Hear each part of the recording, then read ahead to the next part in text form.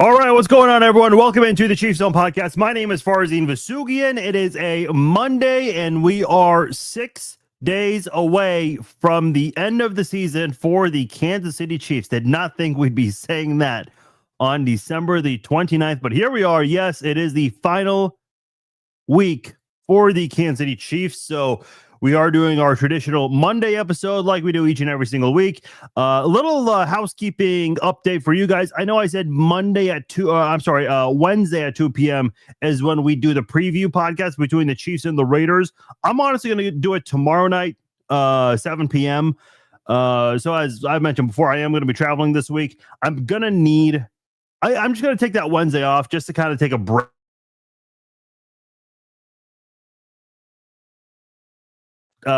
For packing, getting ready, whatnot. Second off, I can use a few days off from podcasting and live streaming because there won't be a Red Friday live chat this week. There won't be a podcast on Sunday, though I will try to drop in with a live stream of some sort after the game on Sunday once I get back to my hotel room from the game. So there will be that just to be sure. So we'll get into that. And then on Monday, a week from today, right around this time, we will do a season recap podcast, and I'll open the lines for you guys to call in. So I'll have the link ready. Just got to click on it. You guys know the drill with that. Since we're not doing a podcast, a post-game podcast next Sunday, or this Sunday rather, we'll do it next Monday. It'll be the post-game podcast, but a day later. And we're basically going to do a season recap. And I want to hear from you guys on that Monday podcast, whether it's through the comments or if you guys want to call in to basically weigh in with your thoughts on the Kansas City Chiefs this season. I think there's a lot to really go over here, given that this Chiefs team right now 6-10, possibly 7-10. I do think they win on Sunday. I'll address that right now. I think they win, but there's a lot to go over here. And I just heard Mitch Schwartz. He just did a podcast with ESPN. It's actually a very well done podcast on ESPN's YouTube page. Go check it out if you haven't done so already. Does a really good job of breaking down. And we've talked to Mitch before and posted some of the clips online. There's a lot to really uncover with this Chiefs team and everything that went wrong. And I think there's a really hard look in the mirror for this Chiefs team from ownership, GM, coaching staff, players, and trying to figure out how the hell do they move forward and not allow something like this to happen next year. So we'll discuss all of that on next Monday's podcast. The reason I'm going to do a podcast tomorrow, I mentioned just to kind of get it over with a little sooner. Plus, it's the Chiefs and the Raiders. We have literally practice squad players going up against each other. Both teams are going to have backup quarterbacks starting in this one.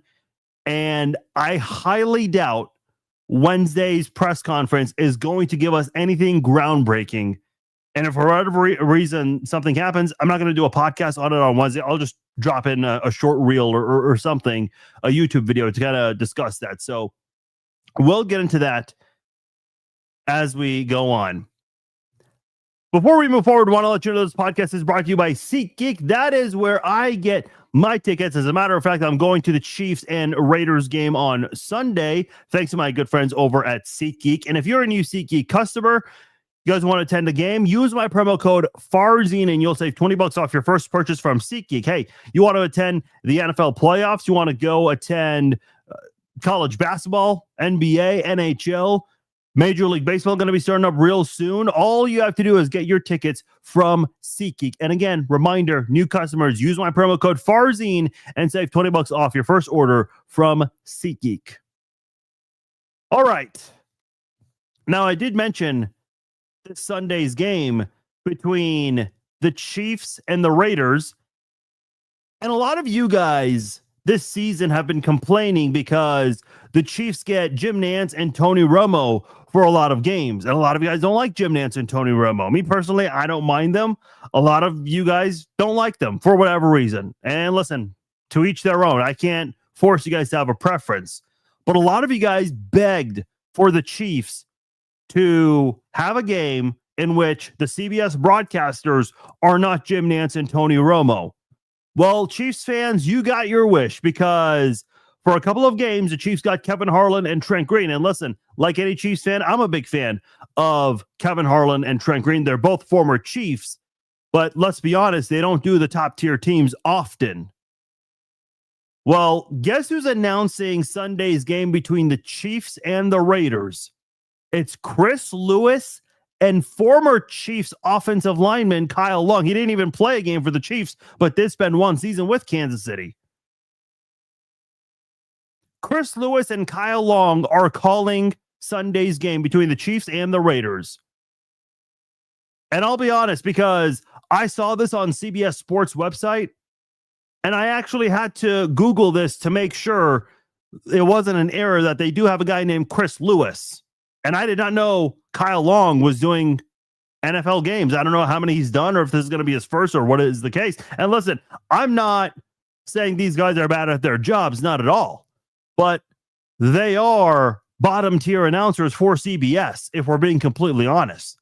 You have a practice squad game between the Chiefs and the Raiders, and you're literally getting the practice squad announcers. That is how much the Chiefs have fallen this season. So for all of you who complained about Jim Nantz and Tony Romo and wished so hard to get other announcers, well, there you go. You got your wish. Hope you're happy.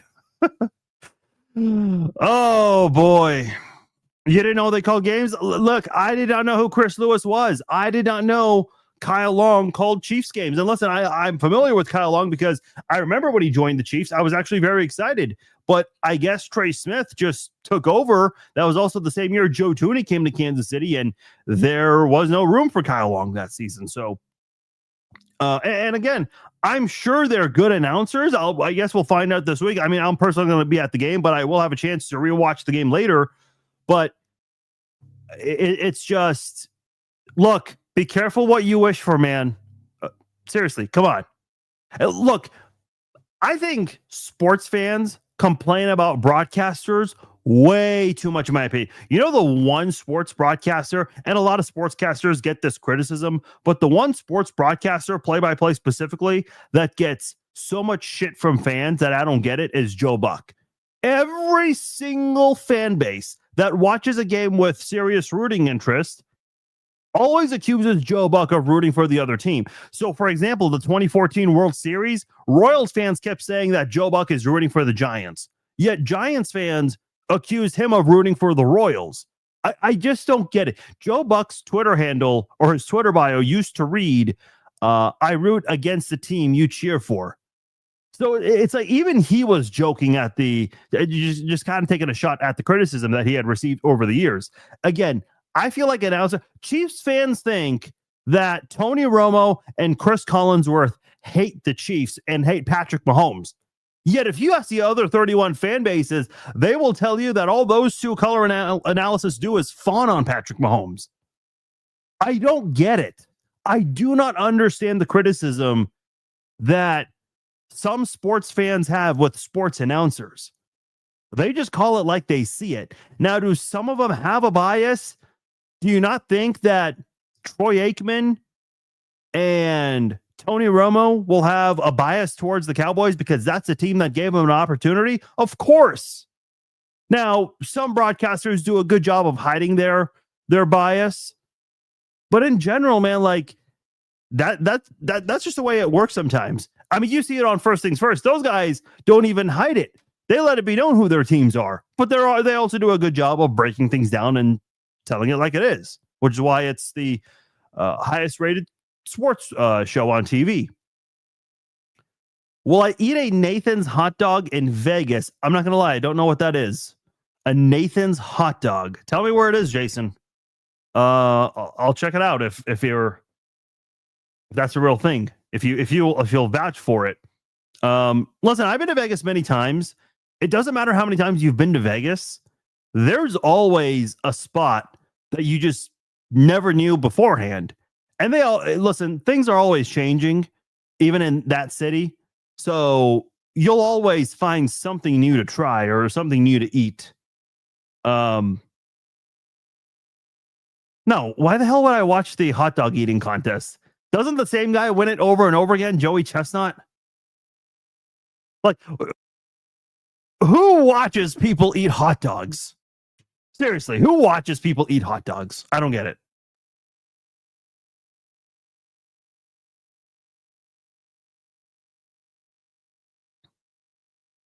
Bill Walton, yeah. And listen, again, I think I get it. Some people have preferences and all, but some of the heavy criticism that I think some fans have just does not make any sense. Makes no sense at all. Hey, we got a lot of Chiefs talk to get into here. I also want to get in some NFL chatter as well. Week 17 was very interesting, and it is setting up for a very interesting Week 18.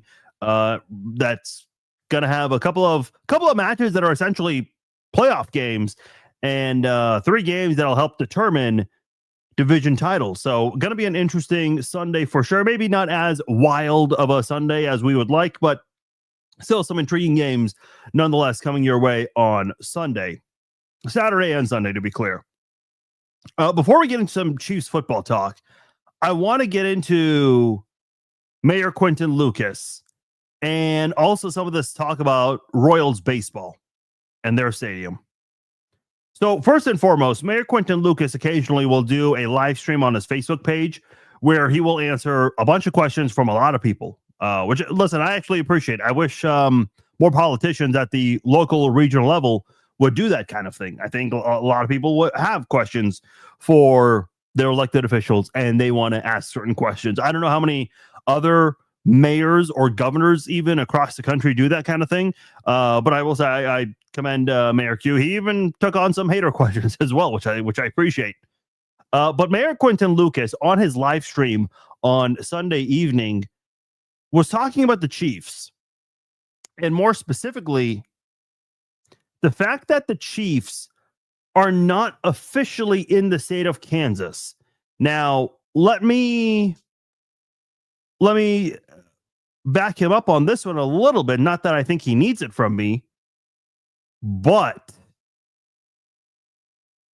he's not wrong. The deal is not official in the state of Kansas. There are a couple of gears that still need to turn in order for this whole thing to happen in motion, such as the NFL approval and a couple other things. If you noticed last Monday, which again, it's crazy to believe it's been a whole week and a lot of reactions to this story, they never came out with any renderings. The renderings you saw from last year, that was the state of Kansas just basically saying, hey, here's what it could look like. Come on over. That's all. That was not a Chiefs or like an official rendering of the stadium. Now, I've told you guys this before, because things are not. So here's a way it was explained to me from a Chief source. It's not done until it's done, but the Chiefs cannot imagine going back to the state of Missouri and specifically staying at Arrowhead Stadium. And I know that's not something a lot of you guys want to hear. I know at the Chiefs game, there were a couple of people with signs. I know Jeremy Barnes, who's a local referee here for Kansas City high school football games. He's got a big following. So he went and interviewed some people in the parking lot before the game, asked them for their thoughts on the Chiefs leaving Arrowhead Stadium, and a lot of people not so happy about it. So this has gotten a lot of responses over the years. And when you look at right now, what just this exact moment, the Chiefs are not officially in Kansas, obviously. I mean, they're still in Missouri. They've got 5 more years left on their lease, but the deal with Kansas technically is not official. So he's right on that. However, this is one of those things where it's like there's an ex you really, really want back, even though they have a new boyfriend or a girlfriend. You're still like holding out hope that they'll break up, and they're engaged. Obviously not officially married, but they're basically going to be soon. But you're hoping that something happens to where the engagement gets broken off and he or she will be single again. That's what's happening here. What are the odds of the Chiefs going back and staying at Arrowhead Stadium? Slim to none. Look, I suppose never say never. And, don't give up until it's officially over. That's kind of what the mayor is doing right now. Basically, at this point, you need 5 jet chip wasps and an onside recovery after each one. Like, that's what you need at this point. That's what the mayor's trying to do. The score is 49-0, and you need a bunch of things to go your way in the final 15 minutes of the game. So, again, I know a lot of people don't like the news, and I've heard from a lot of you guys, but the reality is this is not something that's going to go the mayor's way. And he's been saying this for more than a week now. I know the governor of Missouri has been saying the same thing. But trust me when I say this is the odds of this happening are astronomically small. I know they're trying to hold out hope. And I know there's been a lot coming out in the last 7 days about the deal that the Chiefs got and whether or not this is financially feasible and possible on the Kansas side. I'll be honest, a lot of that stuff is way out of my pay grade. I have shared a lot of the comments that have been put out there by analysts and by politicians on this whole thing. So I'll always defer to those people because I don't really know much about that. There's a reason why I do sports and not politics. So, look, I get where the mayor's coming from, but it's over. It's over if we're being completely honest. All right, let's move forward here and talk about the Kansas City Chiefs as they are getting ready for the Las Vegas Raiders final game of the season. Okay, let me ask you guys this. Because I know whenever you're officially eliminated from playoff contention, I guess it's in the mindset of every NFL fan to lose out so you can have a better draft pick. I've always said in the past, I think draft placement is heavily overrated. You're seeing it right now in Puka Nacua, one of the best wide receivers in the NFL, was taken, I think, in the 4th round of he was a day 3 pick. Obviously, the most famous player to fall in the draft and end up having a phenomenal career is Tom Brady. Surely you guys have heard of him. 7 Super Bowl rings to his name, 3 or more Super Bowl appearances, and so many other accomplishments under his belt.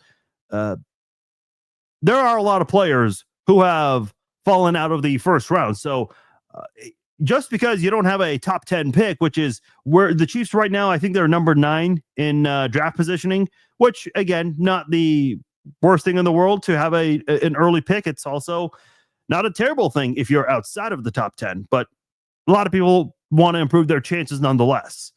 So here's my question to you guys for Sunday's game.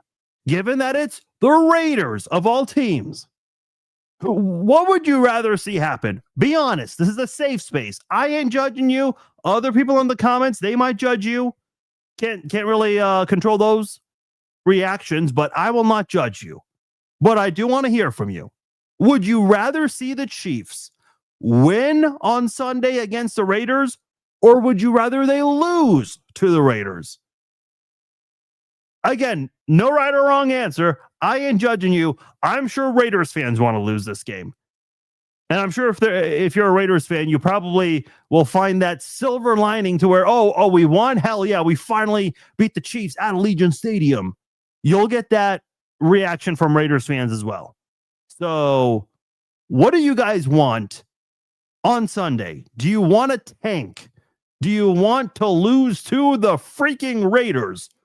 Or would you rather see the Chiefs go out there and whoop some ass? What do you guys want to see? Lose, tank, who can tank the most? Lose, win. Okay, we're kind of split even right now. Never lose to the Raiders. Okay, all right. We got kind of a split crowd here. Jesse says tie. If you were fighting for playoff positioning, a tie would probably help. I don't know if that's going to help you so much with draft positioning.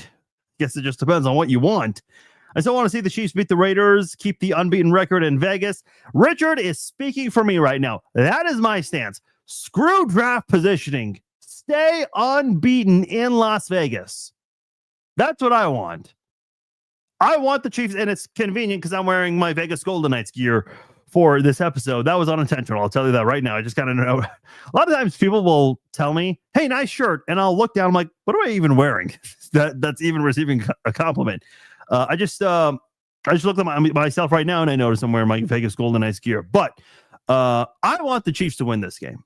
I don't care about draft positioning. Listen, I know a lot of you guys want Jeremiah Love, and I'm not going to be upset at all if the Chiefs get Jeremiah Love.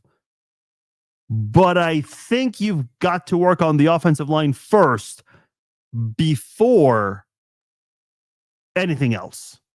You're going to have a wide open spot at right tackle, and maybe the Chiefs are going to use Jalen Moore at right tackle, maybe Esapole.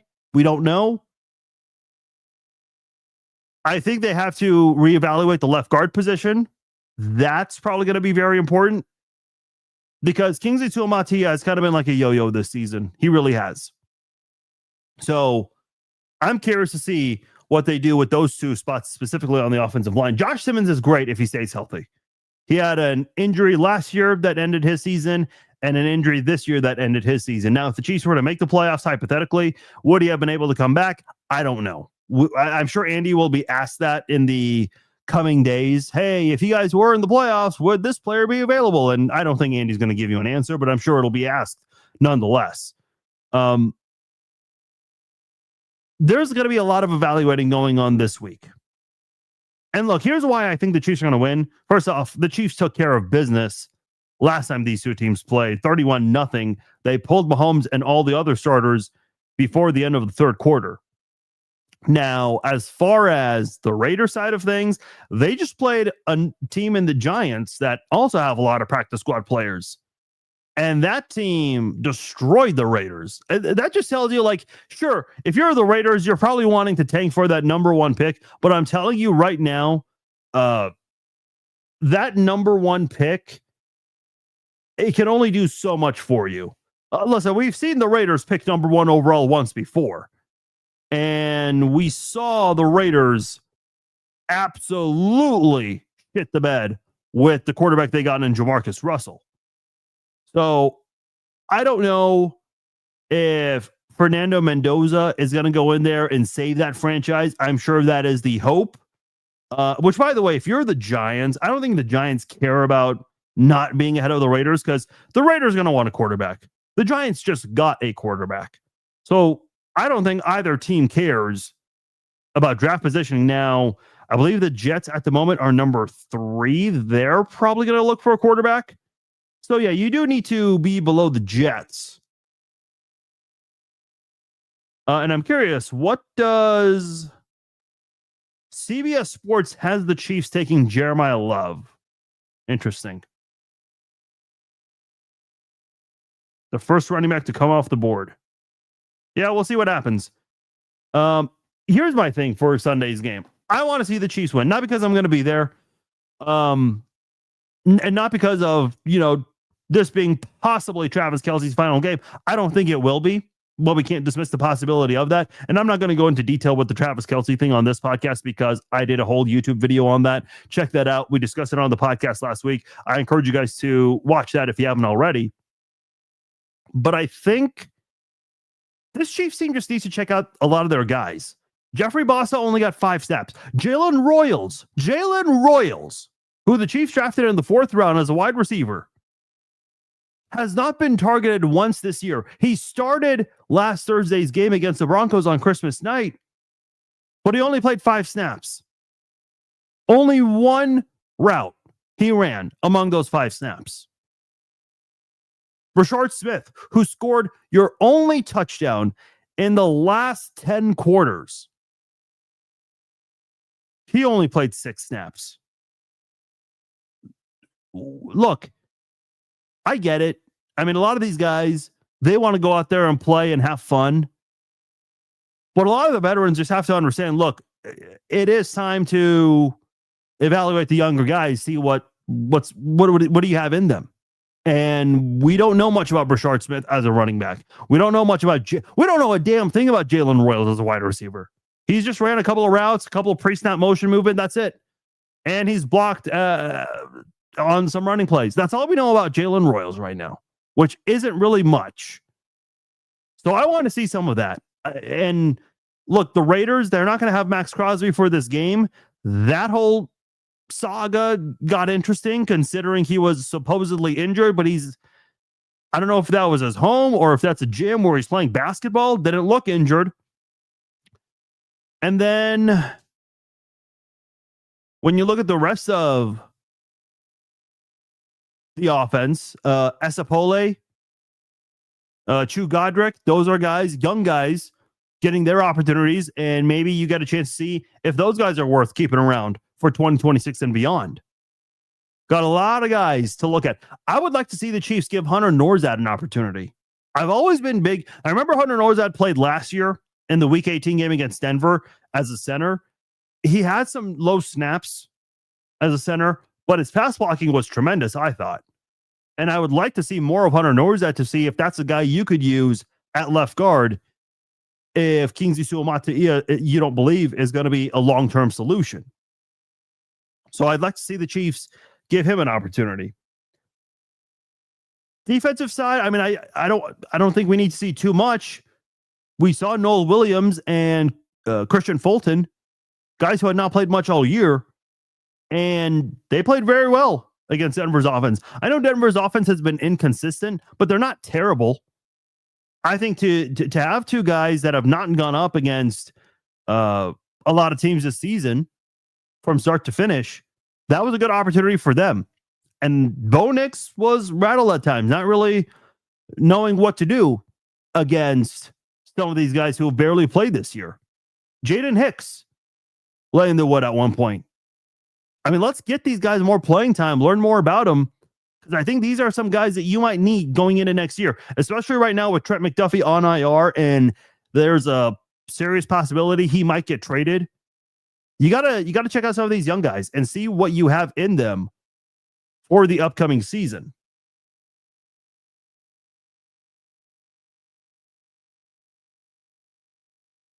Unless one of the vets is close to a bonus, then they should be sitting out. Listen, I think if you wanted your bonus, you should have played well this season and done your part in helping the team prevent this bad 6-win season. This is a really good question from Marcus. Is player development a problem with the Chiefs? Short answer, yes, it is.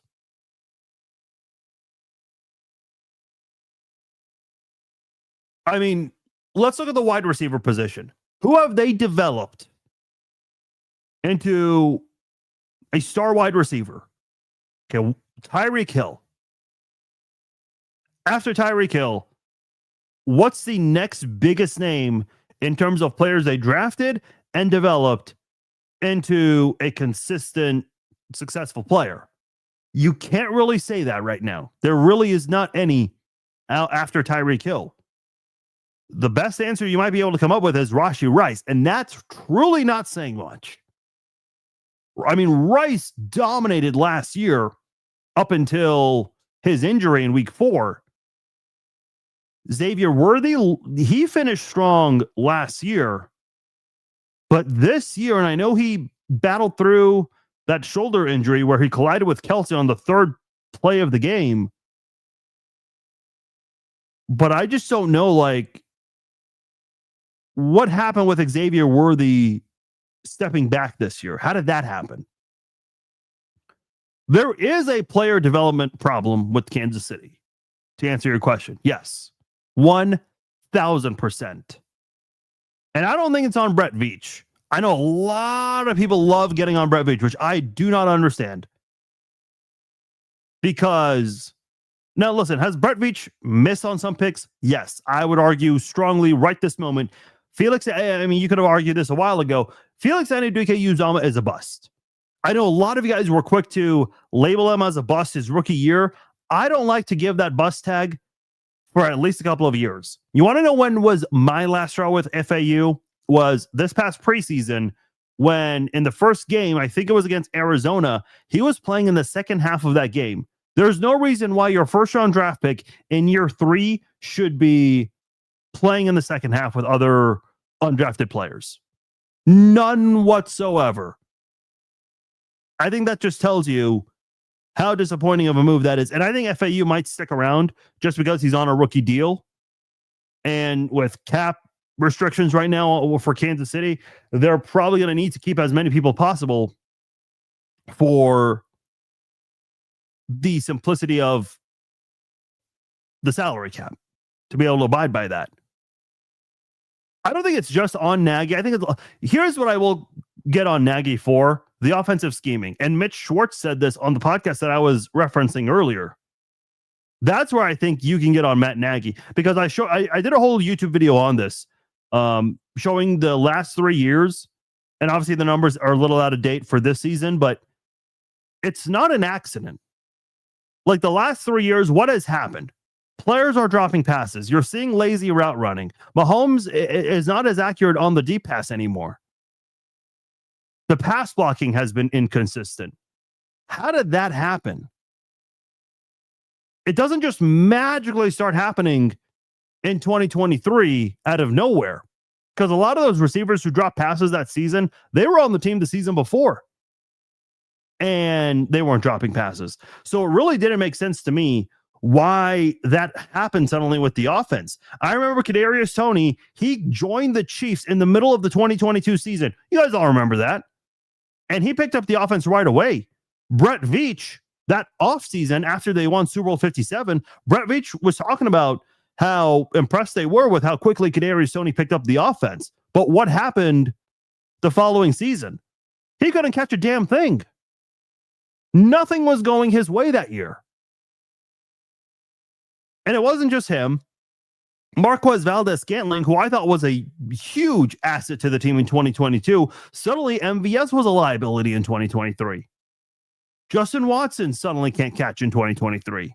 Sky Moore, who came through on key plays in 2022, suddenly in 2023, this guy can't do anything. And they tried to use Sky Moore as a returner here in Kansas City his rookie year, and it just never worked. He only had one good punt return, and that was the one against the Bengals in the AFC Championship game, in which a play or two later, Mahomes ran out of bounds and got hit late and drew the 15-yard penalty. My point is, with Sky Moore, he, for whatever reason, they could not figure it out with him as a return specialist in Kansas City. But he gets traded to the 49ers for essentially nothing. And he's one of the best return specialists this season. I mean, I don't know what it is right this moment, but a week or two ago, he was top 10 in the NFL in kick return yards and punt return yards. I'm going to verify that right now just to be sure, but Sky Moore is doing just fine. Now, he's not playing much as a wide receiver. He's 8th in kick return yards. Where is he in punt return yards? He is 10th. So he's a top 10 return specialist this season. How did Dave Toub, who is a great special teams coordinator and has been for so many years, how does he not figure that out with Sky Moore? Special teams has been a liability in Kansas City for quite some time now. So there is a player developmental problem in Kansas City. How much of it do you put on Brett Veach? How much of it do you put on the coaching staff? I don't know, because we don't know what's exactly happening. Here's another weird thing. I mentioned earlier, Kadarius Toney, the Chiefs traded for him, and he played right away in 2022. They also, remember several years ago in 2018, Sammy Watkins got hurt. They went and got Kelvin Benjamin, who had a good start to his NFL career, but just was not the same receiver after that. I can't remember who Kelvin Benjamin was with in 2018, but he got let go, and he eventually made his way to Kansas City because the Chiefs needed some help at the wide receiver position because of a couple of injuries. He was let go by the Buffalo Bills. That was before the Bills were as good as they are now. So he gets cut by the Bills, and then a week or two later joins Kansas City. And he starts playing right away. But in Kansas City, for whatever reason, when they sign someone that could have a significant impact, they don't use them right away. Apparently, this playbook that Andy Reid has recently, it's impossible to play right away. I mean, Dameon Pierce, who the Chiefs got the same day of their last win, the same day they beat the Colts in mid to late November, right before Thanksgiving, the Sunday before Thanksgiving. He hasn't even played. He's been on the 53-man roster, but he's been inactive. Andy Reid said he may play this game, which, listen, that's nice and all, but I don't know how much I can really evaluate Dameon Pierce when he's going up against practice squad players and is also going to be playing with practice squad guys around him. I mean, he literally has practice squad offensive tackles in this game. So I don't even know how well you can even evaluate the youngsters. I suppose something is better than nothing, but how much stock do you put into that something for these rookies in this upcoming game? I'm just not sure what is going on with the team to where the offense is so complicated that the guys cannot get the playbook down. Remember Justin Ross coming out of college, went undrafted because of the injury, so the Chiefs picked him up, and everyone thought this was going to be a massive steal for the Chiefs. And for whatever reason, I think it was during the 2023 season, Justin Ross, there was an article written by Albert Breer of SI on his MMQB, and he mentioned Justin Ross is having a difficult time getting the offense down. And that's why he's not getting much playing time. Funny enough, and I've said this before, Justin Ross, who barely played that year, and the little playing time he got, he was even dropping passes. The entire wide receiver room was dropping passes, which again goes back to offensive coaching and scheming, which is not a coincidence, who the offensive coordinator has been since that time. But I digress. The point I'm trying to make here with Justin Ross is, you know, he was on the practice squad last year. Nobody wanted him. Nobody claimed him off the Chiefs practice squad. And in July, right before training camp, he asked for a release so he could have an opportunity elsewhere. Nobody signed Justin Ross. He's still a free agent to this day, which is really weird. Now, would Justin Ross and the Chiefs, would the two of those guys be open to a reunion of some sort? I mean, would you rather have at least some sort of a paycheck this offseason than nothing at all if you're Justin Ross?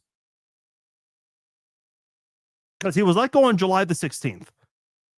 He has not been with a team. I don't even know if he's been even worked out. The Chiefs just hosted 13 players for a tryout. A couple of KU guys, Luke Grimm, and also who was the Auburn guy? Marcus Harris, who transferred from KU to Auburn. I mean, you have Luke Grimm, who had a good career at KU. You have Andrew Armstrong. You have two wide receivers on that list. None of them are Justin Ross. These guys are getting opportunities, but not to try out for a team, but not Ross. So listen, maybe other teams saw the same thing the Chiefs saw, but at the same time, with all that hype and talent he got coming into Kansas City, how does a guy like him not even get on the field even in 2023 or even last year when you had injuries to Rashee Rice and Hollywood Brown?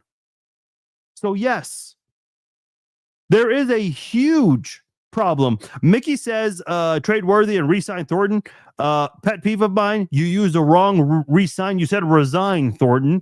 Second of all, they're not trading Worthy. They're just not. But to go back to your point about Thornton, the Chiefs, they got Tyquan Thornton last year, putting him on the practice squad. They could have used him last year. They could have absolutely used him last year. But I guess the offense is so damn complicated that they said, hey, Tyquan, we're going to have you sit on the practice squad. We're going to go all the way to the Super Bowl in our attempt to three-peat, but you're going to be watching with your practice squad uniform. It made no sense. I mean, listen, I get DeAndre Hopkins is a future Hall of Famer, and he didn't necessarily gel well in this offense last year, though I think his presence really helped Mahomes reduce his interception numbers. But, man, no, it's fine, Mickey. I'm giving you a hard time. I mean, listen, and not to compare DeAndre Hopkins to Tyquan Thornton, because one is a future, possibly first ballot Hall of Famer. The other one's trying to just get up an opportunity. But we saw what Thornton did the first three games. And his playing time just vanished when Worthy got back. it just essentially disappeared when Rice came back. It made no sense whatsoever. Look, I don't know when the Chiefs are going to do their exit interviews. For those who don't know what I'm referring to, that is when the season is over and the owner, the general manager, the head coach, they usually do a joint press. Sometimes they do their own press conference. Sometimes there's a joint press conference with multiple of those. Whenever Brett Veach does a press conference, I need somebody in that Kansas City media with a pair to ask Veach what was going on with some of the personnel decisions this year, from evaluating to not giving playing time to certain talented players. It made no sense whatsoever for Tyquan Thornton's playing time to drop.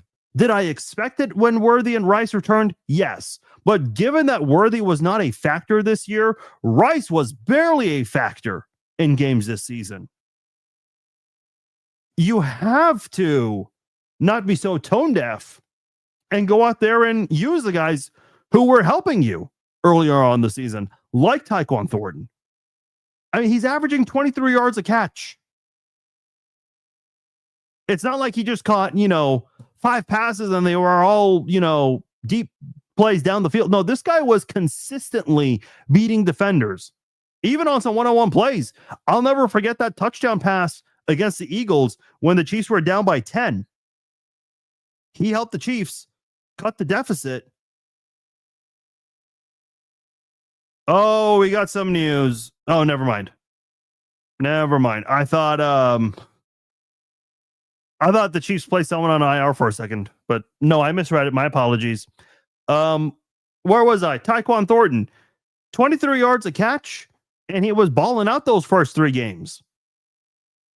And I remember that Jacksonville game. He had 3 catches for 90 yards in the first half, and they didn't even complete a pass to him in the second half. They only threw his way once in the Buffalo game when the Chiefs needed a touchdown, I think, to tie. Mahomes basically had 2 Hail Marys. One of them was to Thornton on the second to last play of the game. Thornton almost came down with it. Like, how is it that the guy that's working his ass off, putting in all this effort, is not being rewarded with more playing time? Look at Rashee Rice. He averaged 10.8 yards a catch. That's horrible. This is not the Rashee Rice I saw last year, the first 3 games. And I don't think we can really use the injury that he was coming back from, the knee injury, as an excuse, because I thought, and I said this at the time, I thought Rashee Rice had the best training camp out of anybody in St. Joe. And look, he did well in the preseason also. So, he took some time off, 6 games, to just kind of, prepare, freshen up a bit, and help give the Chiefs a nice little offensive boost midway through the season. At first he did, but then it's like we barely saw Rashee Rice do much. And I'm just going through each game. He had 7 catches for 42 yards against the Raiders. That's not great, but he had 2 touchdowns. He's also taken a couple of direct snaps this season, 5 to be exact. One of them went for a touchdown. Against the Commanders, he had 9 catches for 93 yards, 4 catches for 80 yards against Buffalo. That's actually not bad, but also had 3 other targets thrown his way. Against Denver, 6 catches, 38 yards. That's not good. Against the Colts, he had his best game of the season, maybe, and I think the best game of his career. 8 catches for 142 yards. That was a big game for Rice. Against Dallas, 8 catches for 92 yards. Not bad. A pair of touchdowns as well to go along with it. But then against Houston, 4 catches, 34 yards. Against the Chargers, 7 for 51. I mean, he averaged less than 10 yards a catch in 4 games this season. Just to go back to last season when he was top 5 in every category before his injury, he averaged 14, almost 15 yards a catch against the Ravens.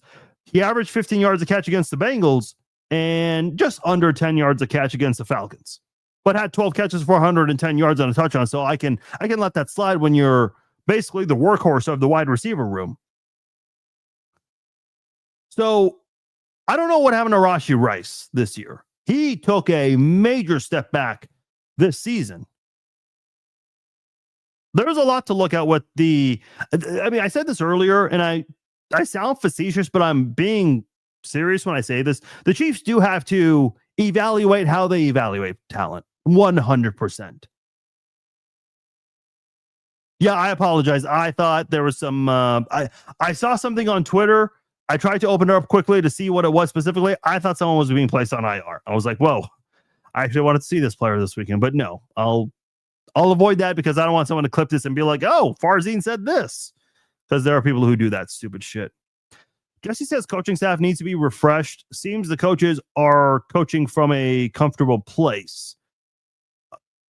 I think part of it is you do have a wide receivers coach in Connor Embry who, A, is not very good at what he does, and B, that's not a position he really excels in. And listen, I get it. If you want to be a head coach in this league, you have to be able to coach different positions to work your way up to be an offensive coordinator eventually, and then, hopefully head coach one day. But Connor Embry, who's in his third year as a wide receivers coach, what have you seen from the wide receivers? Okay, you saw Rashee Rice step it up last year until his injury. Xavier Worthy was showing signs of progress at the end of his rookie season.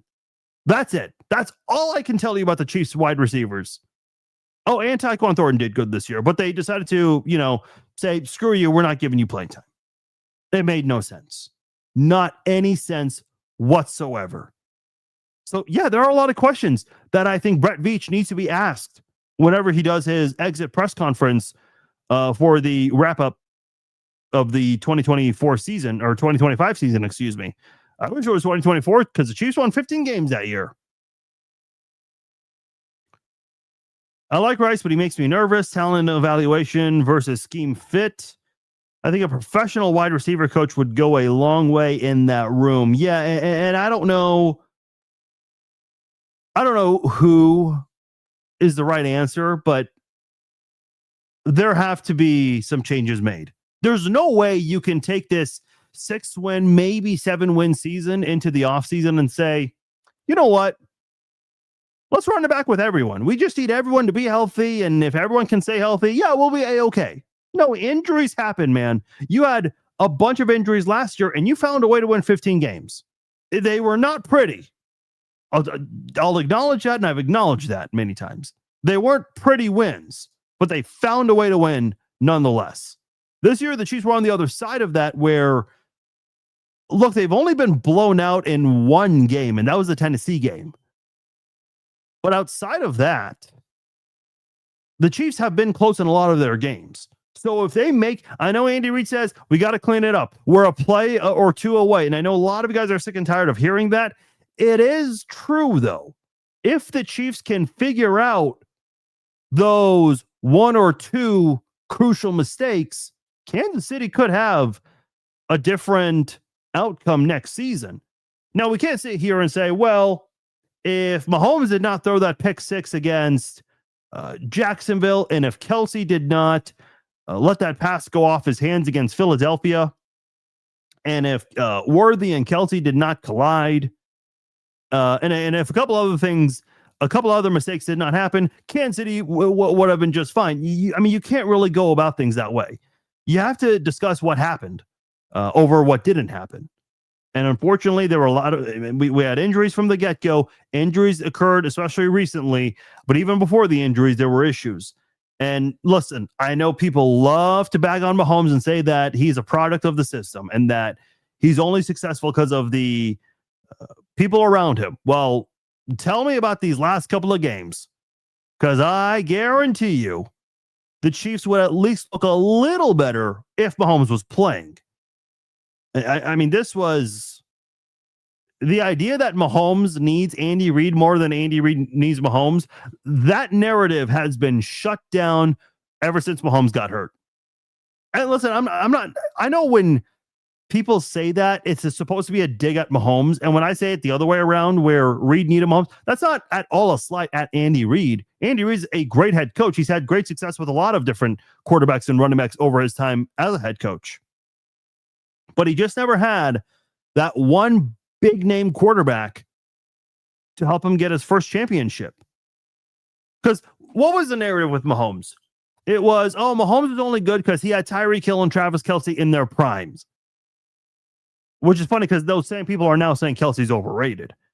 But Tyreek Hill goes away and Mahomes is supposed to suck and the Chiefs are not going to be good ever again. Well, Mahomes broke the record for total yardage and Travis Kelce broke the record for the second time in his career, first without Tyreek Hill, for most receiving yards by a tight end. Only tight end to ever catch for 1,400 yards in a single season. And listen, they're going to add an 18th game, so there's a really good chance that record will be shattered again. But for the time being, I mean, no one else can say they've caught 1,400 receiving yards as a tight end unless your name is Travis Kelce. But people didn't want to give credit to Mahomes. They said, oh, it's Andy Reid. Well, then the Chiefs should have done just fine against the Titans. But they didn't. I mean, you can tell. Yeah, Chad says he puts the team on his back. Absolutely. Look, it's not a coincidence that the Chiefs started winning playoff games with Mahomes. They only won their record in the playoffs under Andy Reid was 1-4. And listen, we appreciate everything Alex Smith did for this franchise. He helped dig the Chiefs out of the bottom of the barrel in the NFL, not just the AFC West, the entire league, and turned the Chiefs into a competitive football team.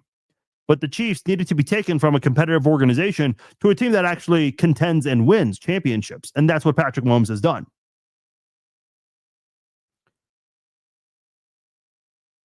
Andy Reid is nothing without Patrick. Mahomes is the glue to the team. I agree. I mean, just the issues you saw on offense against 10 a freaking sea of all teams. The same team, the same organization that is seriously considering Matt Nagy for a head coaching job, which, by God, please hire him, because anything to just get rid of Matt Nagy, that'd be great. I have a small fear that the Chiefs will bring him back if he doesn't get that Tennessee job. I don't know, but man, you just saw how much Mahomes has masked a lot of issues in Kansas City. I mean, if Mahomes was not playing in Super Bowl 55, let's say that was Chad Henne, would the Chiefs have even gotten a score in that game? I think they're lucky they even had 9 points, that is. So there's a lot to figure out if you're the Chiefs. You have Patrick Mahomes, who a lot of people are calling the most talented player to ever play the quarterback position in NFL history. Listen, I remember over the years, I always wondered, why couldn't the Chiefs get Matthew Stafford? Why couldn't they get Mark Sanchez? Mark Sanchez. You remember, this is how you know the Chiefs were in a desperate situation, is when they wish they would have had Mark Sanchez over the quarterbacks they had at the time. But again, even over the years, Mariota and Winston had success for a bit, and you kind of wondered, why couldn't the Chiefs get a quarterback like that? Russell Wilson fell out of the first round, I think in the third round, to Seattle, and you just wondered, why couldn't the Chiefs have gotten him? So the Chiefs have passed on a lot of quarterbacks over the years, and they've also barely missed out on some because they're like the Matthew Stafford one. I think he was the number 1 pick and the Chiefs had the 3rd pick. I think that was the same year they took Tyson Jackson. Don't quote me on that. It was either Tyson Jackson or Glenn Dorsey. I can't remember.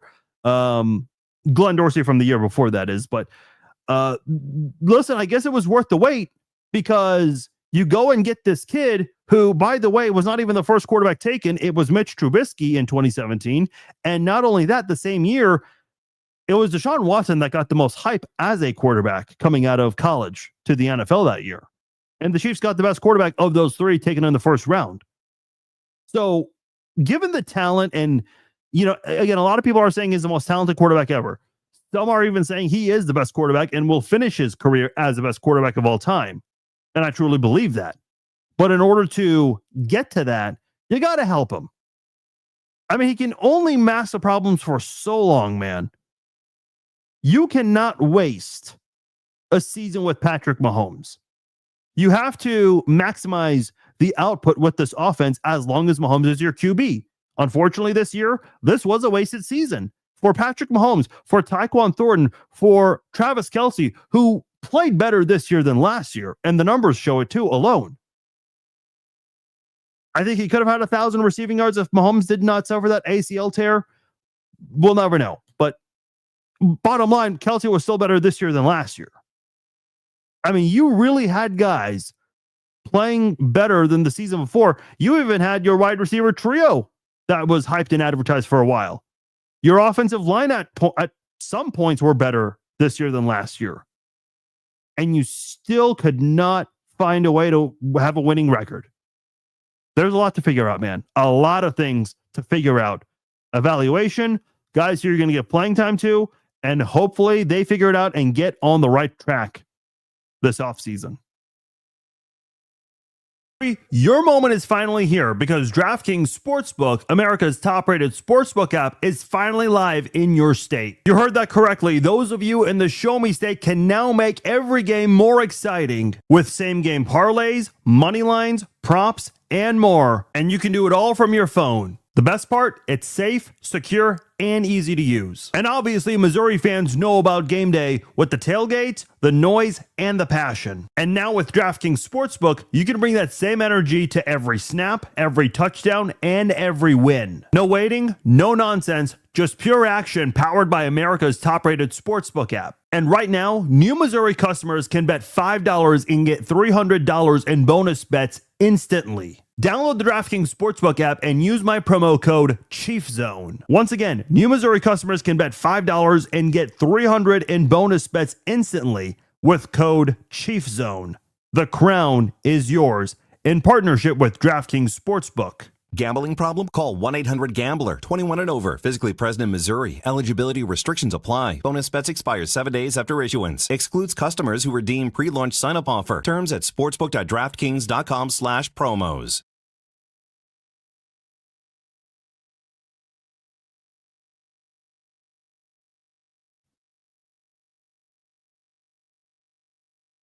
All right, welcome back in. Just a couple of other notes. I did want to go back to Mayor Quinton Lucas, and I do see your comment, Sean, talking about focusing on the Royals. A lot of people feel like with the Chiefs moving on to Kansas, that this allows the state of Missouri to focus more on the Royals. I will say this, though I think it's possible they would still leave. I also did say there's a good chance, and I said this a while back, that maybe both states come away with one team. I say come away, but Missouri retaining one and Kansas getting one. Just for financial reasons. I mean, you're already hearing some of the financial complications on the Chiefs. Listen, nobody really knows what's going on with the Royals. They have screwed this thing up monumentally. Like, there needs to be a 30 for 30 on how the Royals basically speed ran how to screw up their stadium plans, because they botched that thing real hard from the April 2nd vote last year to everything before and after that. Now, this is where things got a little interesting in recent memory, because the Chiefs, they left Kansas City, Missouri for Kansas City, Kansas, technically unofficially, but it will be official. Union Station. I don't think anyone was expecting this. So, obviously during football season, when it gets dark, downtown Kansas City, and I think this is a great display. They do this with Sporting KC, KU, Mizzou, whoever, several other occasions. They'll light up some buildings of a certain color, and usually during football season, the buildings are lit red. To support the Chiefs. Union Station over the weekend lit their building blue, talking about the Royals. They actually wrote a massive paragraph, and I'm going to be honest, I skimmed through it. I don't know who on social media chooses to read a book these days. I don't think anyone opens up Twitter or Facebook or Threads or wherever, Instagram, and is looking forward to reading a post that is the size of an entire page on a book. If I want to read a book, I will read a book. I think they would have been better off doing like a video with audio narration, but I don't run their social media. Someone else does. But I digress. The point I'm trying to make is Union Station put out a lengthy post talking about keeping the Royals in Kansas City, Missouri, and specifically having them in downtown.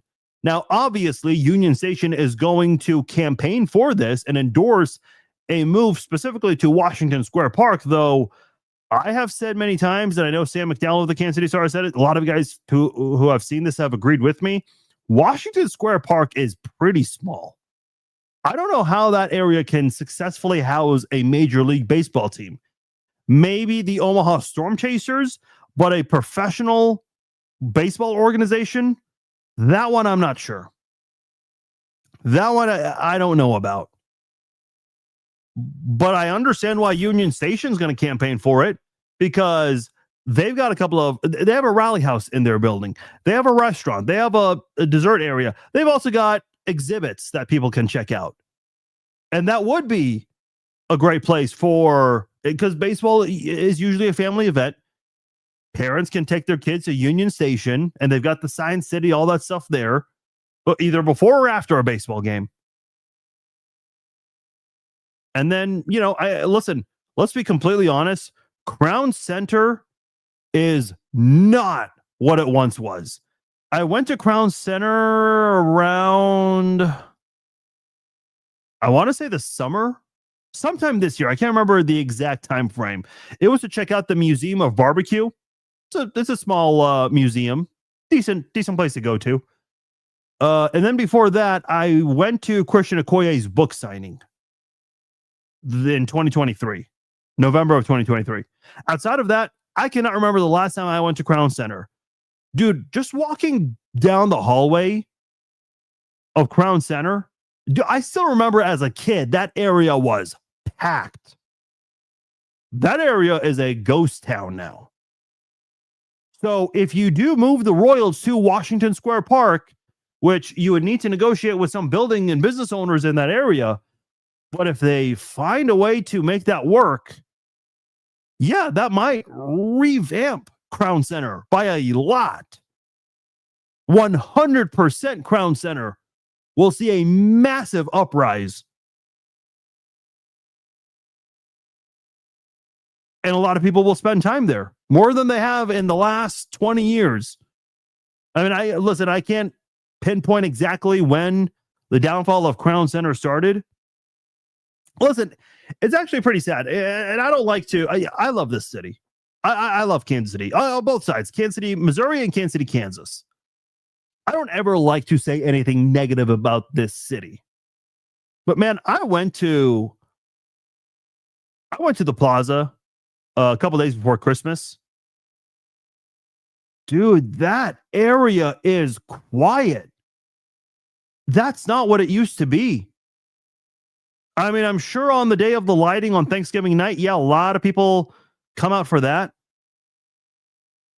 Yeah, that's a good point, Mickey. The Union Station and the World War I Museum, that's a great way to entice visitors too, especially for people who are coming in for like, let's say it's White Sox and Royals, because the Royals play the White Sox a lot, being in the same division. Those who come in from Chicago can check out the World War I Museum. Absolutely. But man, the plaza just has been run down. And I know there's been a lot of crime in that area. A lot of businesses have left the plaza. That's another thing as well. And look, I'm like I said earlier, I like to talk about sports. I'm not big on political stuff and, crime, that kind of activity. I hate talking about that stuff. Sometimes it does cross over with sports, hence why we're talking about it now. So, look, I think a downtown stadium is a great idea. The stadium they had for the April 2nd vote, that looked beautiful. But logistically, you've got to figure it out. And by the way, and I don't care if you don't care about the businesses that were going to be forced to move, those business owners, the Royals claim they were speaking to those business owners. Those business owners spoke out and said, no, that's not the case. So the Royals just didn't do a good job of being able to convince you as to why they should be able to move downtown and why it will work and not only just work for them, but also for the business owners to where everyone at the end of the day can win. Because asking an entire business to move is not an easy thing to do.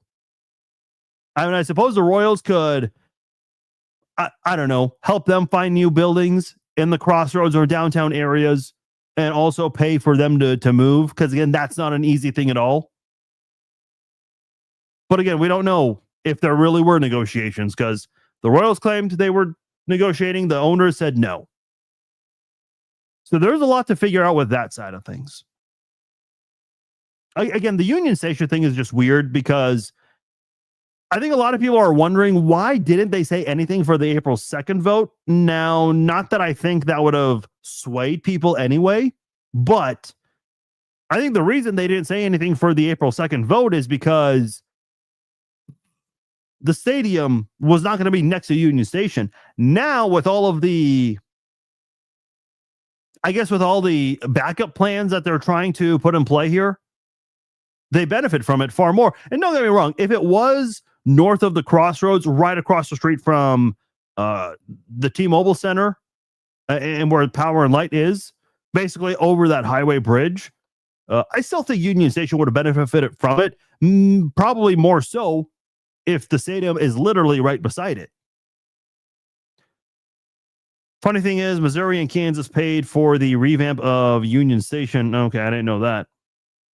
I was actually wondering the other day, would Union Station still light their building red in 2031 and beyond? I mean, they do it for Sporting KC. So if they can do it for Sporting KC, they can do it for the Chiefs. 100%. Anyway, look, I know there's a lot we said there, but at the same time, there's still a lot of question marks. There's a lot that this city needs to figure out to be able to make these things work logistically. And I guess we'll find out in the coming days. All right, I do want to talk some non-Chiefs around the NFL here. Boy, what a game last night between Chicago and San Francisco. Chicago has been a lot of fun to watch this season, man. I think that is the fun Cinderella story this season in the NFL. I think Matt Johnson is the coach of the year. It's either him or Mike Vrabel. I think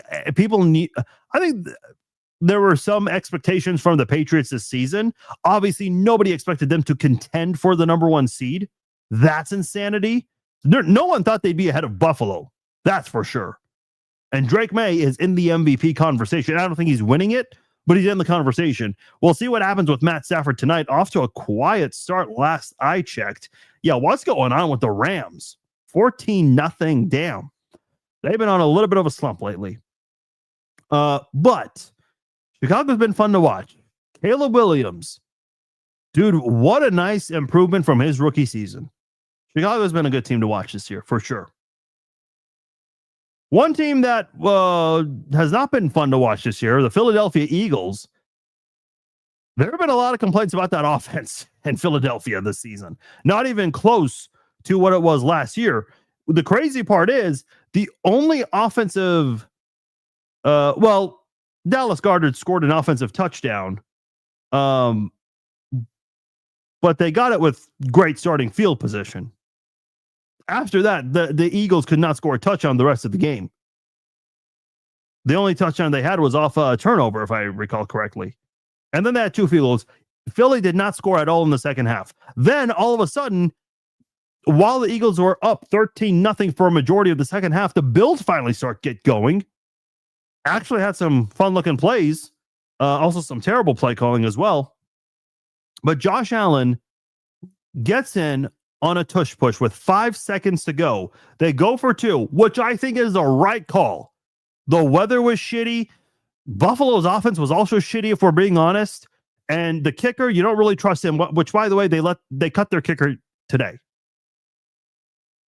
But, man, Josh Allen, wide left on that throw to who was it? I think it was Shakir, who absolutely won his snap.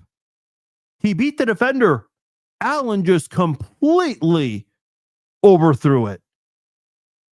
Look, I think the Bills, and I'll say this right now with a straight face, I think the Bills might be the best team going into the playoffs from the AFC side of things. I think they're the more experienced playoff team for sure. But can you trust the Bills in the playoffs, even with them being the most experienced playoff team? Whether it's Pittsburgh or Baltimore that wins the AFC North, Buffalo is still that team that's been there many times on the AFC side of things. But man, they've fallen short so many times. They fell short to Joe Burrow, and then they fell short 4 times to the Chiefs and Patrick Mahomes.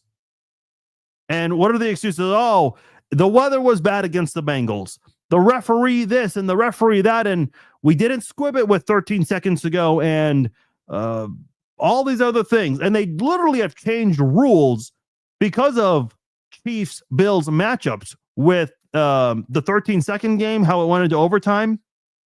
The overtime rules have changed, and the way they measure first downs have also changed. So they've changed rules for Josh Allen. Even though the league is supposedly rigged for Patrick Mahomes on a 6-win season, people still believe that, even on a 6-win season. But Josh Allen still not finding ways. And you can't use the weather as an excuse because they had no problems throwing the ball on their last 2 drives. With no Mahomes this time in his way, Josh Allen should, keyword, should get to a Super Bowl now. But will he? The Bills have not played well against better competition this year, especially against really good defenses. So I'm eager to see which Josh Allen we get. Do we get the reigning MVP form Josh Allen in these January games? Or are we going to see another heartbreaking ending for the Bills? Because if Josh Allen and the Bills do not get by, and I don't care if they're the 7th seed, they are the most experienced playoff team from the AFC side, and maybe even all of the NFL this year. There's no excuses if you're Buffalo. I don't care if you have to go on the road 3 times to get to a Super Bowl. You've got to figure it out. You absolutely must figure it out. And I don't want anything about how, oh, well, Josh Allen never has help. He literally has the leading rusher next to him in James Cook. So I don't want to hear any of that either. Because every Chiefs-Bills playoff game, okay, let's go back to the game where the Chiefs won after Tyler Bass's missed field goal. First of all, they're lucky Tyler Bass had a chance to tie because Mecole Hardman, and this is also the fault of the play calling, which we've gone over many times, and the offensive scheming, they were playing with their food, and Mecole Hardman decides to fumble, and the ball goes out of the end zone for a touchback. Into the end zone for a touchback, rather. Could have gone up by 10, but they didn't. And then they were also missing 4 players on defense, on their defensive line.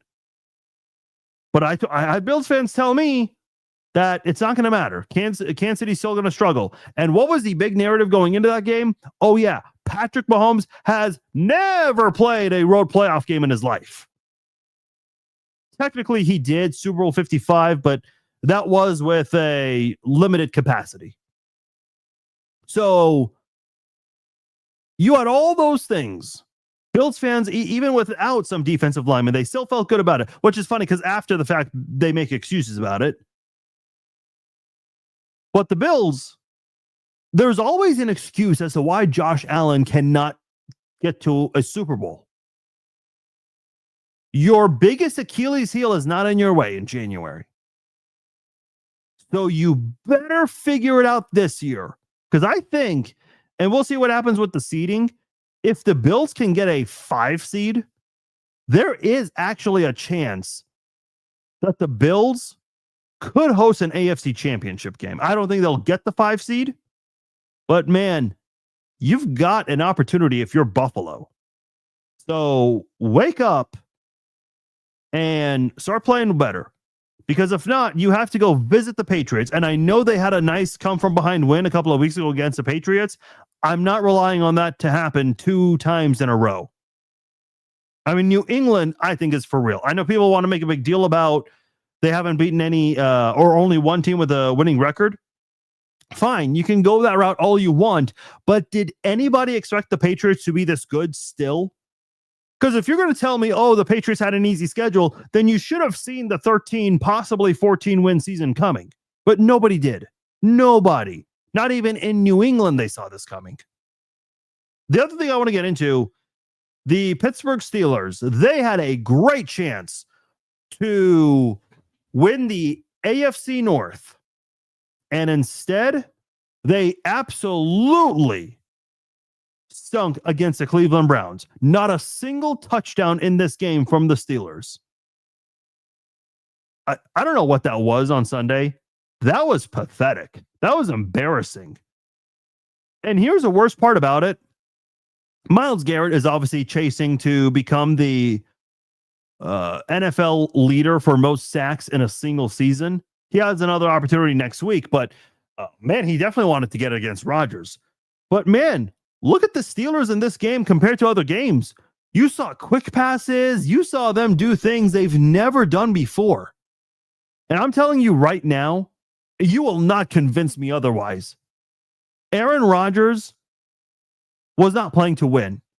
Aaron Rodgers was playing to not be on the wrong end of the sack record. Now, listen, the sack record could have gone up next week, but the sack to break the record for Myles Garrett to be on Aaron Rodgers could not live with that. With the ego this guy has, he would not be able to live with himself knowing that he was the 23rd or 24th player to get sacked by Myles Garrett. There's no way he could accept that.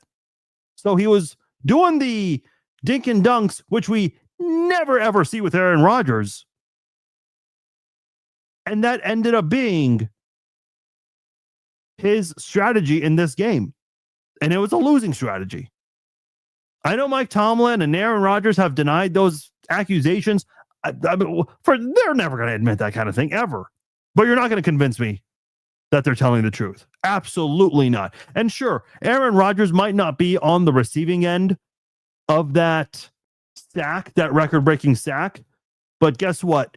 You now might find yourself in a position to where you probably just blew the division lead because you could not beat freaking Cleveland. So guess what, Aaron Rodgers? No, you didn't get sacked for Myles Garrett to get his record-breaking sack, but you will be remembered as the guy that focused so hard on avoiding that record sack, which translated to blowing the AFC North title. And I don't know what's going to happen with Lamar Jackson, if he's going to play or not in this game. But boy, I like what I saw from that offense. I like what I saw from Derrick Henry. Boy, Derrick Henry gets better with age, man. That guy is not slowing down anytime soon. I wish he was a Chief, to be honest with you. I'm picking the Baltimore Ravens to win in the regular season finale.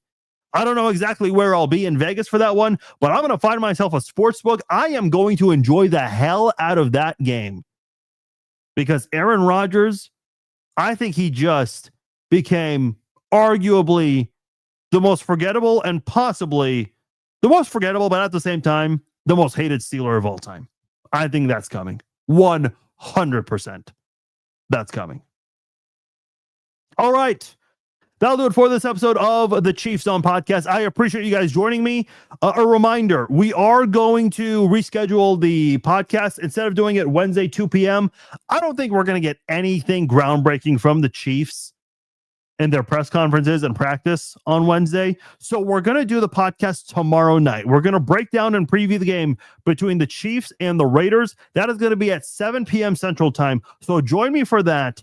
It'll be the last podcast for the Chiefs this season, but we will be back next Monday to recap the season. There will not be a post-game podcast on Sunday, but I'll drop in with a live stream at some point.